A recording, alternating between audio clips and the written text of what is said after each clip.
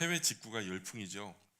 어른들도 이제 곧잘 해외 명품 해외 직구를 통해서 구매하는 것을 어렵지 않게 하시곤 합니다. 지난해 저도 아내와 비 오는 날에도 좀 산책을 하려고 장화를 하나 좀 해외 직구로 샀습니다. 그런데 한 번 신었을 뿐인데 신발을 벗어보니까 장화를 벗어보니까 발이 새까맣게 물이 들어있는 거예요. 밖에는 비가 오지 않는데 장화 안에는 물이 가득합니다. 예, 장화인데 장화가 아니었습니다. 그럴싸한 겉은 그럴싸했는데 속은 엉망인 짝퉁 장화였죠. 싸다고 좋아했다가 기분만 상했습니다. 그런데 신앙에도 짝퉁이 있습니다. 집에서 아내랑 내 아이와 부대끼며 살다 보니까 강단 위에 제 모습하고 또 집 거실에서 제 모습 사이에 괴리에 깜짝 놀랄 때가 있습니다. 셋째, 넷째가 요즘에 곧잘 싸워요. 막 아웅다웅 싸웁니다. 그러면요 아무것도 못해요. 서로 이기겠다고 막 그러는데 그렇습니다. 그러면 제가 거기서 목회자 아버지니까 서로 사랑해야지. 그러면 안 되지. 예수님이라면 어떻게 하셨을까? 이렇게 해야 맞잖아요. 근데 저 안 그렇습니다. 조용히 해. 한마디만 더 하면 가만 안 있어. 아빠도 철만큼 참았어. 예, 분노를 쏟아내죠. 그럴 때마다 제 신앙의 진위를 다시 묻곤 합니다. 오늘 야고보는 우리에게 묻습니다. 당신의 신앙은 진짜입니까? 아니면 종교라는 포장지로 싼 짝퉁입니까? 비가 오면 물새고 발이 시커멓게 물드는 짝퉁 장화처럼 겉모습만 번지르르한 그런 신앙은 아닙니까? 야고보가 우리에게 질문하는 겁니다. 오늘부터 우리가 살필 하나님 말씀은 야고보서입니다. 야고보서에 흔히 이제 야고보서를 신약의 잠언이다 이렇게 별명이 붙어 있습니다. 신약의 잠언이다. 이 편지를 쓴 야고보는 사도가 아니고 예수님의 친동생입니다. 처음에는 형님이 메시아라는 사실을 믿지 못했습니다. 그런데 부활하신 예수님 만난 후에 완전히 변화된 사람이기도 합니다. 자, 야고보는 예루살렘 교회를 중심으로 신앙생활을 하다가 어찌 보면 사도들보다 더 영향력이 막대했던 사람이 야고보죠. 예수님의 친동생 야고보. 왜냐하면 사도들이 야고보의 눈치를 보는 정황을 사도행전에서 우리가 볼 수 있습니다. 그런데 이 예루살렘 교회가 흩어져 버리던 말입니다. 박해로 인해서 흩어진 유대인 그리스도인들에게 편지를 씁니다. 교회가 무너진 거예요. 우리 쉽게 한번 입장을 바꿔놓고 생각해 보자고요. 우리 교회가 전쟁이 나서 무너졌어요. 더 이상 모일 수가 없습니다. 그렇게 교회가 무너지고 삶의 터전이 사라지고 신앙 자체가 시험대에 오른 겁니다. 이런 완전히 광야 같은 이 상황에 너는 어떤 신앙의 모습을 보일 텐가? 그래서 야고보가 가장 먼저 던지는 화두가 뭐냐면 신앙의 시련이라는 겁니다. 신앙의 시련. 야고보는 너희가 여러 가지 시험을 당하거든. 이 시험은 피할 수 있는 예외적인 사건이 아니라 신앙이 있다면 반드시 찾아오는 일상이라고 얘기합니다. 그런데 야고보의 권면은 우리 상식과 좀 다릅니다. 우선 우리가 고난 중에 있고 환난 중에 있고 이런 시련 중에 있는 사람이 옆에 있다면 먼저는 위로하고 격려해야죠. 그런데 오늘 야고보는 고난 중에 있는 그리스도인들에게 위로 대신에 이런 말을 해요. 온전히 기쁘게 여겨라. 온전히 기쁘게 여겨라. 근데 이 기쁨은요, 느껴지는 감정이 아닙니다. 내가 정말 기뻐서 뭔가 맛있는 게 앞에 있고 아니 재밌는 게 앞에 있고 행복한 것을 하고 있어서 그렇게 느껴지는 기쁨이 아니라 의지적으로 하라는 거예요. 기뻐할 수 없는 상황이지만 기뻐하라고 말하는 거죠. 왜 그런지 오늘 야고보의 논리를 함께 따라가 보겠습니다. 2절에서 시련이라는 말이 나오죠. 시험. 그리고 3절에서 시련 같은 말인데요. 거기다 동그라미 한번 쳐볼까요? 이것은 이 금속의 순도를 시험하는 시금석이라는 말 들어보셨어요? 시금석. 검은색 재질 현무암인데 거기다가 금속을 문질러 봅니다. 그러면 순도를 파악할 수 있었어요. 과거에는 과학 장비가 없기 때문에 그렇게 시금석에다 문질러서 평가를 했습니다. 그래서 하나님은 우리를 파괴하기 위해서 시련을 주는 분이 아닙니다. 2절에서 말하는 게 그거예요. 첫 번째는 뭐냐? 이 식음석의 역할이 불순물을 제거하는 거죠. 불순물을 제거하려고 우리에게 시련을 주신다. 첫 번째는 그겁니다. 두 번째는 3절에서 말하죠. 믿음의 시련이 인내를 만들어낸다. 두 번째는 뭐냐면 신앙에 다가오는 여러 시련은 그리스도인에게 인내라고 하는 근육을 만들어준다라는 겁니다. 두 가지. 첫 번째는 우리 안에 신앙의 불순물을 제거하고, 두 번째는 우리에게 신앙의 인내라는 근육을 만들어준다는 거죠. 때문에 4절에 같이 읽어보겠습니다. 시작.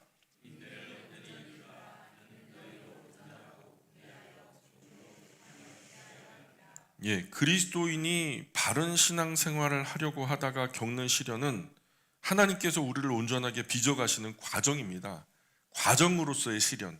그러니까 우리가 뭔가 잘못하고 실수해서 당하는 시련을 말하는 게 아닙니다. 여기서 말하는 것은 우리가 올바로 신앙생활 하려고 하다가 겪게 되는 여러 시련이 있는데, 그런 시련들은 금이 불순물 제거하기 위해서 용광로를 거치듯이 고난은 성숙하기 위한 필수 코스다. 그리스도인에게 고난은 성숙하기 위한 필수 코스다라고 우리에게 가르치는 것입니다. 어린 아이들이 성장통을 겪으면서 자라나죠.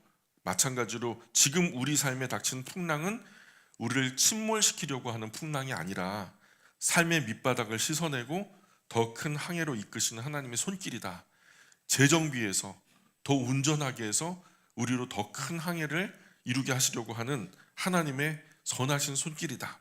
그래서 진짜 신앙의 사람이 큰 고난을 만나잖아요. 그러면은 많은 신앙의 사람들이 일반적으로는 뭐라고 하면, 왜 하필 접니까? 하나님, 왜 하필 숱하게 저보다 믿음 좋은 사람, 신앙 좋은 사람들 많은데 왜 하필 접니까? 이렇게 묻기보다는, 하나님, 이 시간, 이 사건, 이 시련을 통해서 저에게 뭘 원하십니까? 제가 어떻게 하기를 원하십니까? 하나님이 어떻게 해야 제가 어떻게 해야 하나님이 더 기뻐하실까요? 이렇게 묻는 사람이죠. 하지만 이거 쉽지 않습니다. 한번 막상 당하고 나면 멘탈이 붕괴됩니다. 어찌 할 바를 모르죠. 흔들립니다. 안 흔들리는 사람 없어요. 그래서 야고보는 이렇게 권면해요. 5절부터 8절까지 말씀. 5절부터 8절까지 말씀 같이 읽습니다. 시작. 너희 중에 누구든지 지혜가 부족하거든 모든 사람에게 후히 주시고 꾸짖지 아니하시는 하나님께 구하라. 그리하면 주시리라. 오직 믿음으로 구하고 조금도 의심하지 말라. 의심하는 자는 마치 바람에 밀려 요동하는 바다 물결 같으니 이런 사람은 무엇이든지 주께 얻기를 생각하지 말라. 두 마음을 품어 모든 일에 정함이 없는 자로다. 예, 어떻게 하래요? 지혜가 부족하면 하나님께 구해라. 그분은 후하게 주시고 꾸짖지 않으시는 분이다. 이렇게 가르치고 있죠. 흔들릴 때는 계산하지 말고 기도하라는 겁니다. 간구하라는 거예요. 큰 시련이 와서 믿음이 통째로 흔들리는 이런 상황이 되면 계산기 두드리지 말고 하나님 앞에 나와서 간구하라는 겁니다. 신앙의 시련 속에서 우리에게 가장 필요한 것은 돈이나 인맥이 아니라 하나님의 지혜입니다. 다만 하나님께 구하면서 동시에 다른 플랜 B를 만들어 놓고, 하나님이 이렇게 응답을 주시면은 그대로 하지만 만약에 응답을 주지 않으면은 내가 계획했던 플랜 B로 가야지. 이렇게 그 어떤 예외 조항, 다른 선택지를 만들어 놓고 하는 것이 아니라 전적으로 신뢰하라는 거예요. 하나님이 선하신 길로 인도하실 거야 라고 하는 온전한 믿음 가지고 하나님을 전적으로 신뢰함으로써 간구하라는 겁니다. 예, 전적인 신뢰 없이 드리는 기도는 능력이 없어요. 아무런 역사도 이루어지지 않습니다. 이어서 야고보는 공동체 안의 가치관을 다루죠. 9절, 10절, 11절 9절, 10절, 11절 같이 읽어봅니다. 시작.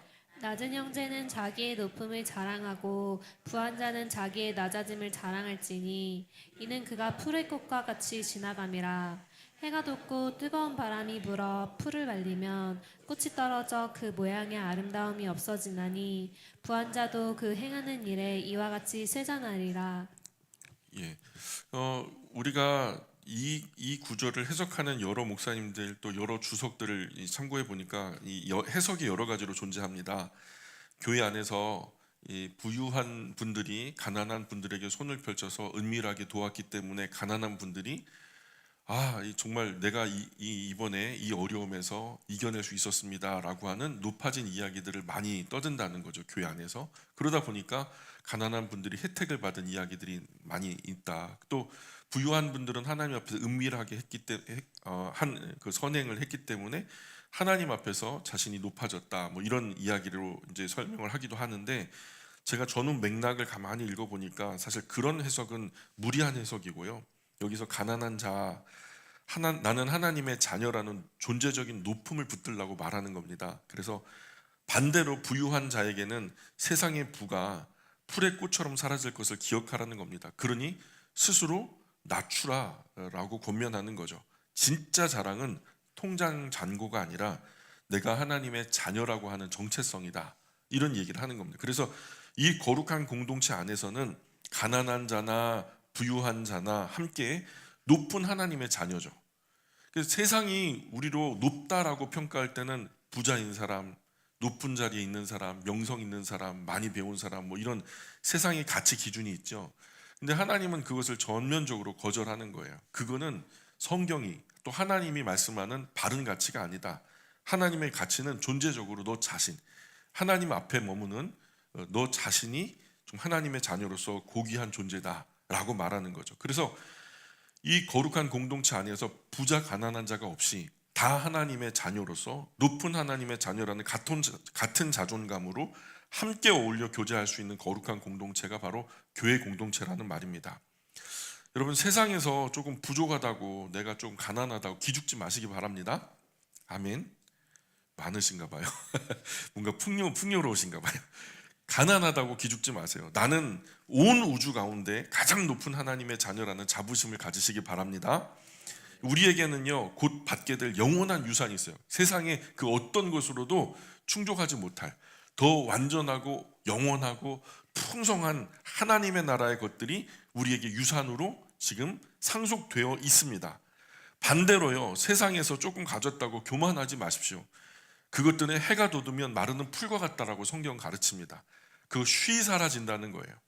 그래서 12절 계속해서 한번 읽어볼까요? 12절 시작. 시험을 참는 자는 복이 있나니 이는 시련을 견디어낸 자가 주께서 자기를 사랑하는 자들에게 약속하신 생명의 면류관을 얻을 것이기 때문이라. 예, 우리가 시험을 견디는 이유는 단순한 인내가 미덕이어서가 아닙니다.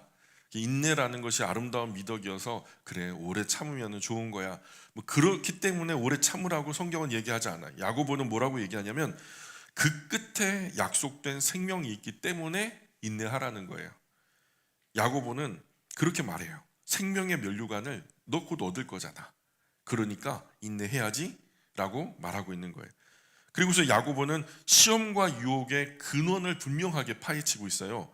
13절, 14절, 15절 계속 읽습니다. 13절, 14절, 15절 시작. 사람이 시험을 받을 때에 내가 하나님께 시험을 받는다 하지 말지니 하나님은 악에게 시험을 받지도 하지 아니하시고 친히 아무도 시험하지 아니하시느니라. 오직 각 사람이 시험을 받는 것은 자기 욕심에 끌려 미혹됨이니 욕심이 잉태한즉 죄를 낳고 죄가 장성한즉 사망을 낳느니라. 이 말씀대로라면 우리 신앙의 문제는 우리 외부에 있는 게 아니에요. 사실 우리 내부에 있다는 거예요. 사람들은 흔히 자기가 좋아서 죄를 지어놓고서 자기가 분명히 죄를 저질렀어요. 그런데 한다는 말이 하나님 저한테 왜 이러시는데요? 그래요. 그거 시험을 하나님이 줬다라고 생각하는 거예요. 자기가 좋아서 죄를 저질러 놓고. 사람들은 실패하면은 환경 탓, 남 탓, 조상 탓, 심지어 하나님 탓을 해요. 그렇게 자기가 감당해야 할 책임을 하나님께 전가합니다.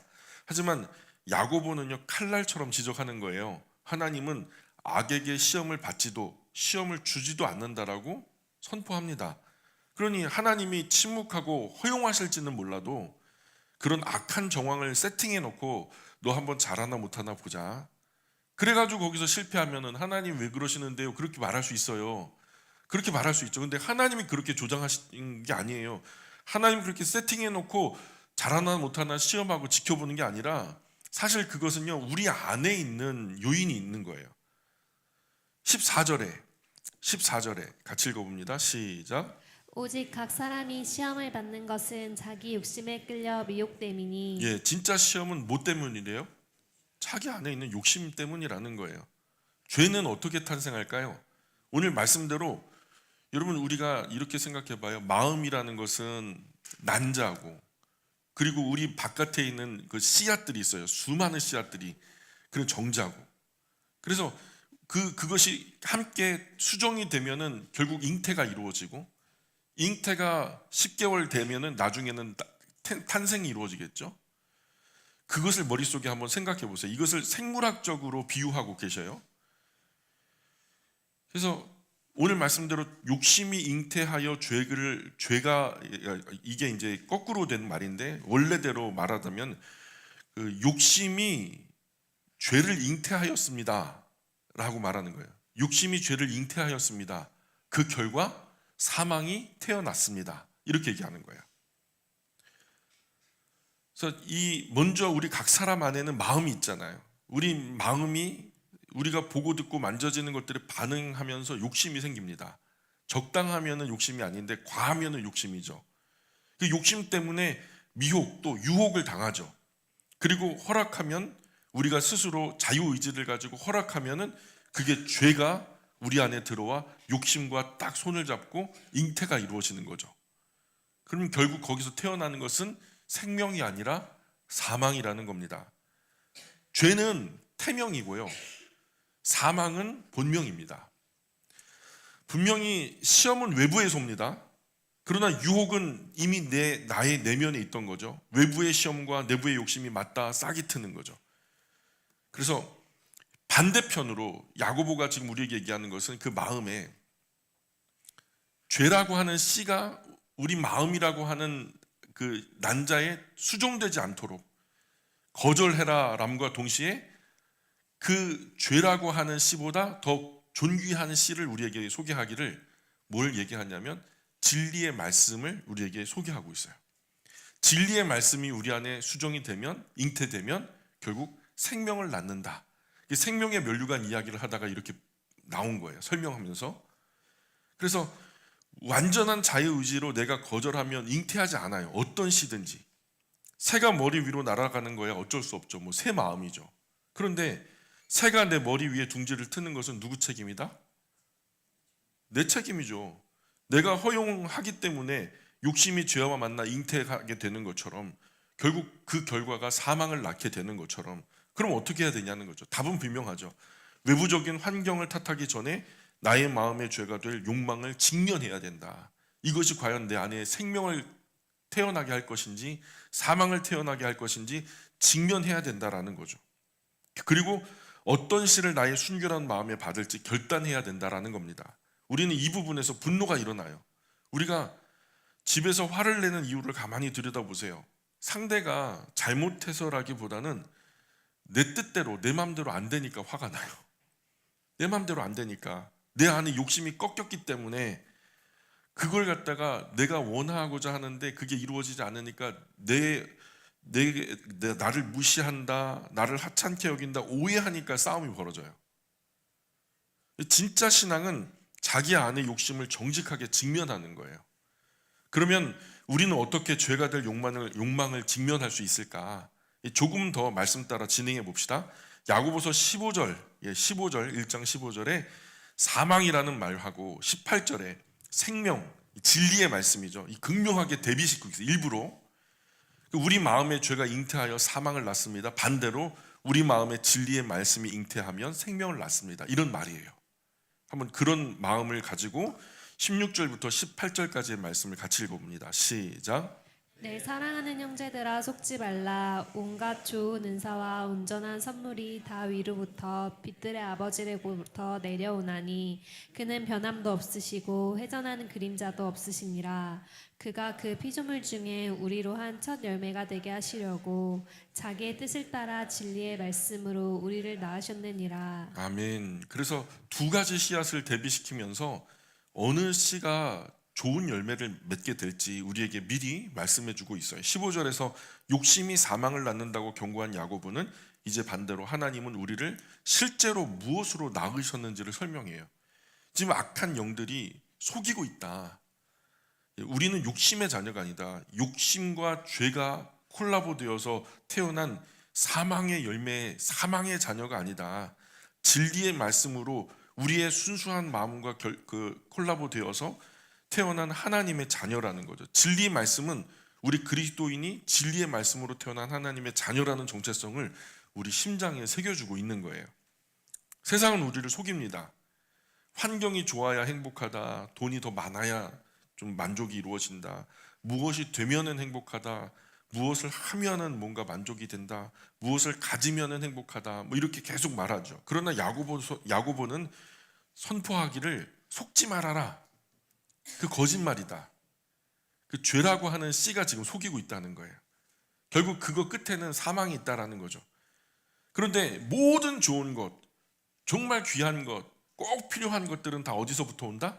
저 위로부터 온다. 하나님은 변함없으시다. 구름에 가려 해가 안 보여도 그 시련이라는 구름이 가려서 해가 안 보여도 해가 없는 것은 아니다. 그리스도인의 시련 중에 하나님의 사랑이 보이지 않는 것처럼 보이지만 그러나 하나님께서 변한 것이 아니다. 또 안 계신 것도 아니다. 하나님은 분명히 계시고 그 가장 깊은 시련 순간에도 하나님은 너와 함께 하고 계신다. 이런 말을 하고 있어요. 그래서 야고보는 저와 여러분, 즉 그리스도인은 씨가 다르다. 태생이 다르다. 존재가 다르다라는 이야기를 하는 거예요.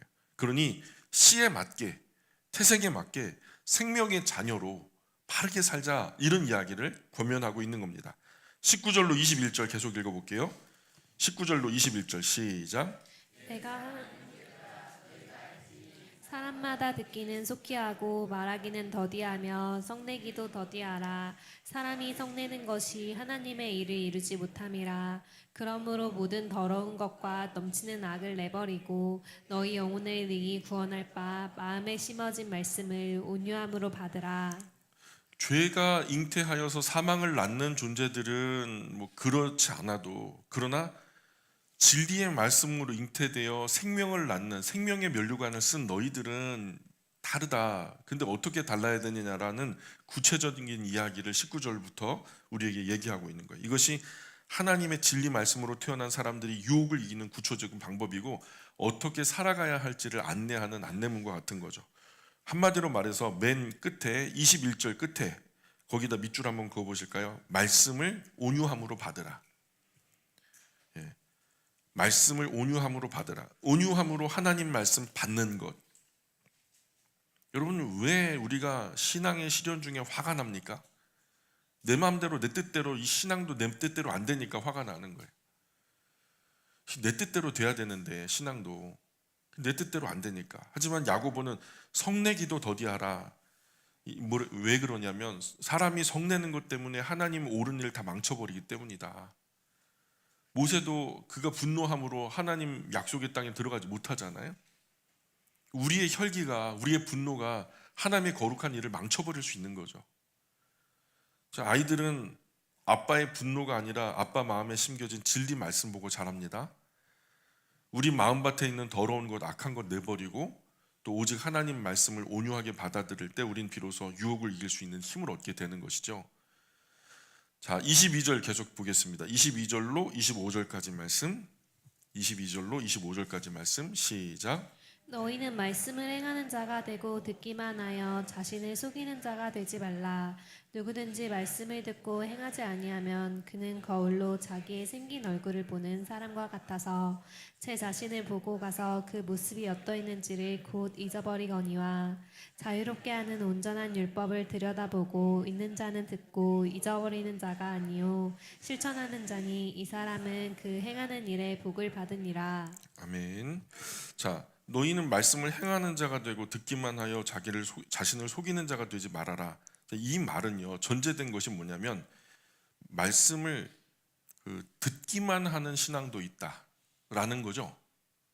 그냥 말씀을 듣기만 하는 사람이 있다. 근데 그 듣기만 하는 신앙은 자기를 속이는 신앙이다. 이렇게 설명하는 것이 전제되는 거예요.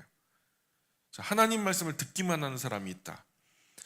하나님 말씀은 종종 거울에 비유되죠. 하나님 말씀 듣고 하지 않는 사람은 자기 얼굴을 거울에 비춰봤어요. 오늘 여러분 아침에 거울 보고 나오셨죠? 거울을 봤는데 여기 수검댕이가 묻어 있는 거예요. 숯검댕이 지워야지 하고서 딴짓하다가 검댕이 묻은 거를 모르고 그냥 바깥으로 나와버린 거죠. 마치 그와 같다라는 거예요.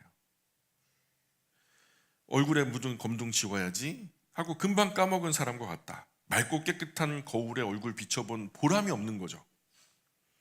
묻은 검둥을 깨끗하게 지워내고 흐트러진 머리카락도 정갈하게 추슬러야 맑고 깨끗한 거울을 본 보람이 있지 않나요?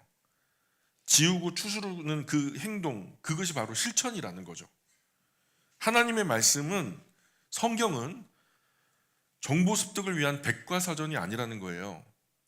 내 영혼의 민낯을 비춰보는 거울이라는 거예요. 그 말씀을 기준으로 보니까 내가 잘못됐어요. 나의 언행 심사가 온갖 가지가 삐뚤어졌어요. 그러면 고쳐야지. 그게 내 마음대로 안 된다고, 내 마음과 꼭 맞는 이 말씀이 얘기하지 않는다고 우리가 불평하고 불만하면 안 되는 거죠.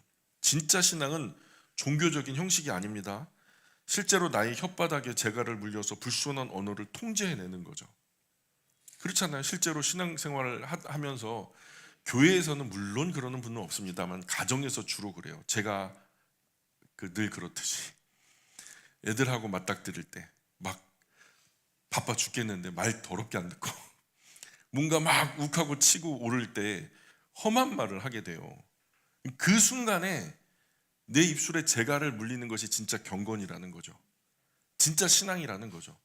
진짜 세상 사람들이면요, 100이면 100 그 상황에서 그 말을 합니다. 더럽고 추잡한 말을 갖다가 막 쏟아내버려요. 그래야 내 속이 시원하니까. 그럼에도 불구하고 입에 재갈을 물리는 것, 그게 참된 신앙이라는 거예요. 실제로 혓바닥에 재갈을 물려서 불순한 언어를 통제하는 것 더불어서 야고보는 또 뭘 말하고 있냐면, 실제로 고아와 과부, 가난하고 어려운 이웃을 돕는 것, 이것을 얘기하고 있어요. 두 번째는 이게 뭐냐면, 실제적으로 우리 일상에서 만나는 어려운 사람들을 손을 펴 보살피는 것을 얘기하는 거예요. 그리고 또한 세상의 세계관과 가치관에 물들지 않는 것, 이것을 또한 세 가지의 우리의 적용점으로 얘기하고 있는 거죠. 자, 26절 27절 읽어볼까요? 26절 27절 시작. 누구든지 스스로 경건하다 생각하며 자기 혀를 재갈 물리지 아니하고 자기 마음을 속이면 이 사람의 경건은 헛것이라. 하나님 아버지 앞에서 정결하고 더러움이 없는 경건은 곧 고아와 과부를 그 환난 중에 돌보고 또 자기를 지켜 세속에 물들지 아니하는 그것이니라. 그렇죠? 세 가지가 딱 짚혀집니까? 혓바닥 조심해라 이 얘기고, 두 번째는 어려운 이웃들을 보면 도와야 되지 않겠니? 세 번째는 세상에 물들지 않도록 그 세계관, 가치관 성경적으로 잘 지켜내야 된다, 이런 이야기를 지금 하고 있죠. 사랑하는 여러분, 야고보는 오늘 우리에게 완벽해지라고 말하지 않아요. 우리가 완벽해지려고 신앙생활 하는 것도 아니고요, 입만 살아있는 그리스도인이 되지 말라고 정중하지만 단호하게 우리에게 얘기하고 있는 겁니다. 세상 사람들이 우리 그리스도인들을 보면요, 제일 많이 하는 욕이 뭔지 아세요? 말만 잘한다. 말만 잘한다는 거예요. 근데 이제는요, 지금 우리 시대에 전도가 잘 안 돼요. 입 닫고요, 우리가 진리로 살아가는 삶의 모습을 볼 때 그들은 아직까지 기회가 있다는 거예요. 야고보서의 수신자들도 우리처럼 큰 시련을 만나서 흔들리던 사람들이에요. 또 다른 사람을 차별하고 말로 상처 주던 사람이에요. 교회 안에서 누구는 가난하다, 누구는 부유하다 하면서 교회 안에서 파당을 짓고, 부유한 사람끼리, 가난한 사람 가난한 사람들끼리. 그러나 그들에게 말씀대로 살아보려고 하는 몸부림이 있었다는 거예요. 아, 이건 아닌데, 부유한 자가 부유하다고 교만하고 가난한 자가 가난하다고 비굴해지는 그런 공동체가 주님의 몸된 공동체는 아닐 텐데, 말씀은 뭐라고 말하지? 말씀대로 살아보는 것은 어떤 삶일까? 오늘 예배당 문을 나설 때 머릿속에 여기서 나누었던 지식은 다 잊혀져도 좋아요. 그건 딱 한 가지만 붙들고 예배당 나갔으면 좋겠습니다. 이번 주에요, 내가 가장 친절하게 대하고 진심으로 배려해야 하는 이웃은 누굴까? 내가 외면했던 고통받는 이웃은 누굴까?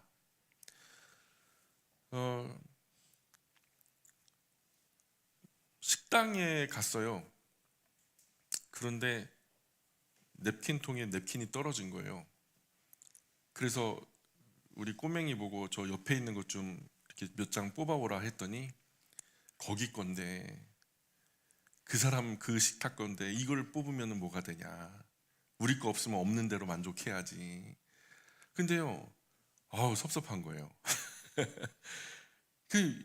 어차피 거기 다 그 우리 서비스를 받는 거니까 그 밥값에 포함돼 있다. 그러니 그 없어지면, 거기도 없으면 또 채워 넣어 주실 거고, 뭐 그거 왜 그러냐 하고서 나중에 막 화가 나는 거예요. 그래서 이 저녁에 이제 화를 가라앉히고 얘기를 했죠. 야, 네가 배려해야 된다면 진짜 누구를 배려해야 되냐, 누구하고 가장 많이 오래 보고 사냐, 가장 가까운, 우리가 그거 다 그 식당에서 음식값에 다 포함된 건데, 그거 우리가 죄 짓는 것도 아닌데 그 기분 나빠하지도 않을 텐데, 옆에 그 숟가락통에서 젓가락 한 짝 갖고 오는 것도 막 우리 거 아닌데 갖고 온다고 그러면은 아빠가 섭섭해 안 섭섭해? 제가요, 초인적인 힘으로 그냥 누르면서 얘기를 했거든요. 그쵸. 아버지로서, 남편으로서 가끔 말보다 혈기가 앞설 때가 있습니다. 많습니다. 솔직히 그래요. 저의 막내 지훈이가 아빠 뒷모습 보고 신앙 배우듯이 세상은 우리 설교가 아니라 우리 삶 보고 하나님을 믿게 될 거예요. 근데 가장 먼저 배려해야 될 것은요, 저 다른 가정, 다른 나라, 뭐 다른 곳에 있는 다른 사람들이 아니라 우리가 삶아되고 살아가는 가족들이라는 거예요. 우리의 경건을 가장 예민하고 민감하게 첫 번째로 파악할 수 있는 존재가 바로 우리 가족들이거든요. 하나님은 우리가 완벽해서 쓰시는 게 아닙니다. 하나님 그 말씀 붙들고 몸부림치기 때문에 우리를 귀하게 여기시는 거예요. 맞아. 그 말씀이 맞지. 근데 나는 왜 이 모양이지? 말씀의 거울에 비춰보고 이번 주에는 이렇게 다시 한번 살아봐야지. 새롭게 해봐야지. 그죠? 그래서 오늘 나에게 오는 시련은 다른 이름을 좀 붙였으면 좋겠다. 다른 이름. 나를 괴롭히는 그 문제를 저주라고 말하지 말고 오늘부터는 나를 온전하게 하실 하나님의 선물이다. 저주가 아니라 선물이다. 신앙의 시련은 저주가 아니라 하나님의 선물이다. 그러면서 야고보서 초두에 야고보가 도전한 신앙의 시련을 기뻐하십시오. 욕심 앞에 정직하십시오. 그것은 죄입니다. 그것이 잉태해서, 그것으로 수종되어서 잉태돼 갖고 탄생하는 것은 사망입니다. 죽음입니다. 그런 당신들은 죄에 잉태되는 존재가 아니라 진리의 말씀으로 잉태된 존재들입니다. 당신들에게서 태어날 것은 생명이지 사망이 아닙니다. 이것이 세상을 이기는 진짜 신앙입니다. 사망에서 생명으로, 죄에서 진리의 말씀으로. 당신들은 존재적으로 달라진 사람들입니다. 이 도전을 우리 모두 정말 기쁘게 받을 수 있어야 합니다. 오늘 집에 돌아가셔서 가장 가까운 아내, 남편, 자녀에게 비난 대신에 축복의 말을 건네시기 바랍니다. 내 성질대로 안 이루어졌다고 분노할 것이 아니라, 이것이 야고보서 1장 실천하는 가장 위대한 시작이에요. 사랑하는 가장 가까운 사람에게. 사실 가장 배려받아야 하는 대상은 우리가 잘 알지 못하는 다른 집, 다른 나라, 다른 지역, 다른 엉뚱한 사람이 아닙니다. 나와 가장 오래 많이 삶을 잇대어 살아갈 가족과 또 거룩한 공동체라고 믿습니다. 이들에게 잘 배려하면 나머지는 자동으로 돼요. 여기서 연습을 충분히 하시고, 그러면 체득되면요, 체득된다는 건 뭐죠? 몸에 익는다는 거죠. 그러면 나가서는요 자연스럽게 되는 거예요. 집에서 새는 바가지가 바깥에서도 새져도, 집에서 새지 않는 바가지는요 나가서도 안 셉니다. 그러니 집 안에서부터 시작하자고요. 또한 기도로만 끝내지 마시고 이번 주 주변에 필요한, 도움이 필요한 사람들 찾아가서 작은 사랑이라도 실제로 한번 행동해 보는 거죠. 실천해 보는 거죠. 우리가 관념적인 신앙, 또 종교적인 활동 때문에 세상은 우리를 거절하고 있어요. 근데 우리의 신앙이 일상으로 오고 체득된 우리의 삶에 묻어나기 시작하면 세상은 다시 우리 곁으로 다가올 겁니다. 그래서 그들 안에 아직도 잃어버린 많은 하나님의 자녀가 있다는 것을 우리가 알게 될 것이고, 그들이 우리와 함께 예배하게 될 날 더 한 걸음 더 가까워지리라고 믿습니다. 오늘 여기까지 할까요? 기도하겠습니다. 실천의 말씀, 또 루터는 이 말씀을 지푸라기 서신이라고 평가절하하면서 믿음으로만 구원 얻는다라는 하나님의 이 복음을 그르친 잘못된 복음이라고 손가락질했습니다. 그러나 큰 오해였죠. 하나님, 저희가 살아가는 이 시대에 야고보서가 정말 강력하게 필요한 이유가 여기 있습니다. 많은 그리스도인들이 믿음으로만 구원받는다라고 말은 하지만 참 믿는 사람들의 삶의 모습이 전혀 보이지 않기 때문에 세상은 그 괴리를 처음에는 이상해하다가 이제는 그것을 손가락질하며 욕하고 있습니다. 하나님, 저희를 꾸짖어 주옵소서, 불쌍히 여겨 주옵소서. 하나님, 하나님의 말씀을 우리의 영혼의 거울로 삼아 하나님 바른 삶의 길을 찾아갈 수 있도록 은혜 내려 주시고, 저희들의 언행심사 하나님 기뻐하실 모습으로 저희들 스스로 변화시키며 부담스럽고 고통스럽고 어렵더라도, 또 어떤 시련이 우리 앞에 다가온다 할지라도 하나님의 말씀 그대로 저희의 삶에 체득된 정말 일상 가운데 녹아진 복음을 살아갈 수 있도록 은혜 내려 주옵소서. 하나님, 새로운 한 주, 새로운 한 달을 주님 앞에 맞이합니다. 저희와 함께 동행하여 주시고 이 삶을 통하여 하나님만 영광받아 주옵소서. 하나님 사랑하는 마음으로 주님 앞에 달려나올 때 귀한 물질, 헌신, 충성, 봉사 올려드리오니 행한 그것으로 만배로 갚아주시고, 남들이 알지 못하는 가운데 숨은 곳에서 헌신한 손길들 더 많은 것들로 풍성하게 채워주시사 아름다운 하나님의 영광의 일들이 이들을 통하여서 더 아름답게 일어날 수 있도록 은혜 내려 주옵소서. 하나님 영광 받아 주옵소서. 감사하며 예수님의 이름으로 기도합니다. 아멘.